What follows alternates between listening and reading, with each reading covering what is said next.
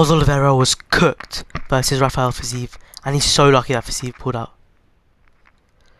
Oliveira's game plan was grappling, grappling, and grappling. Chain wrestling, takedowns, and transitions to backtakes and control time. He wanted to avoid long boxing scraps at all costs. Long teeps and knee stomps, the occasional jab to keep him at bay. Basically, it's what the Topuria fight should have been, plus some power hands in there, because it's not as risky as Topuria. Fiziev's game plan was Muay Thai, use teeps and knee stomps to set up boxing, try getting close to Charles, avoid any grappling, guard and ground exchanges. This is very doable, because you know Fiziev, he's not the best at grappling, and obviously that's Charles' specialty. So he needs to avoid. Oh, so tired. He needs to avoid that at all costs,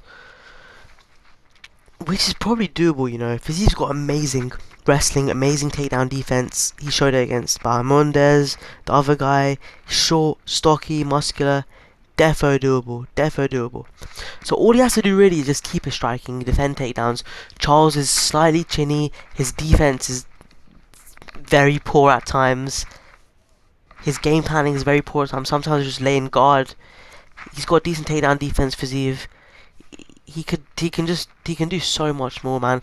Charles is coming off a KO. I'm not one of those guys that thinks coming off a KO means anything, but if Charles fighting more hesitantly, doesn't throw as much, we know Fiziev's a better striker.